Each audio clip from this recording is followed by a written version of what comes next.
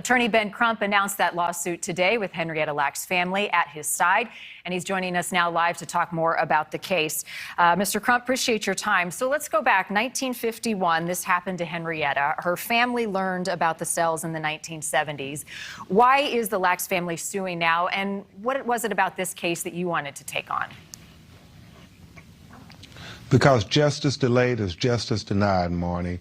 When you think about after George Floyd was tortured to death and suffered for 9 minutes and 29 seconds, many corporations, including the pharmaceutical corporations in America, said that we're going to commit to social justice.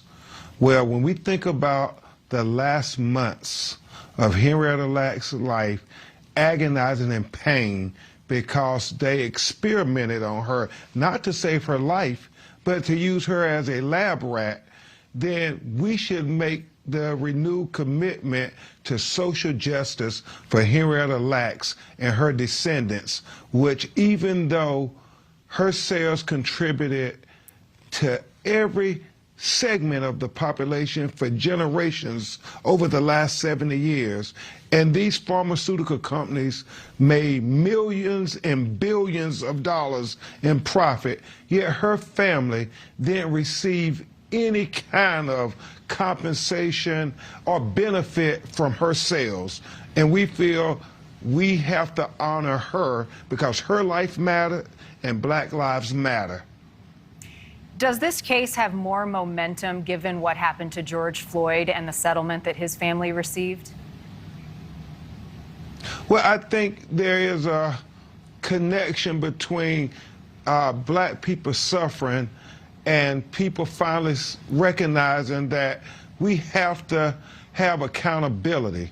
When you think about Henrietta Lacks, you think about the Tuskegee experiment, you think about the Mississippi appendectomy, where they lied to Black women in hospitals and committed sterilization on them so they couldn't have children. You think about the Black soldiers in World War II who they experimented with in gas chambers with faulty gas masks, and when they complained that their bodies were deteriorating and they weren't doing this to the white soldiers, they got court-martialed and put in prison. It wasn't medical experimentation, it was medical racism. And now, in 2021, we can say to America, we're better than this. We can say to corporations, take corporate responsibility, because every generation has a choice. Do we continue to be complicit and condone the ugly histories of racism, or do we finally say enough is enough and we're going to do better? How does the family, Henrietta's family, reconcile the troubling, unethical ways that her cells were gathered and used with all of the good that came out of that? Not only cancer treatments, but AIDS research, vaccine development. Well, what they believe, Marnie, and you can imagine if this was your family, if this was your grandmother, you would want to be able to define the legacy of your grandmother.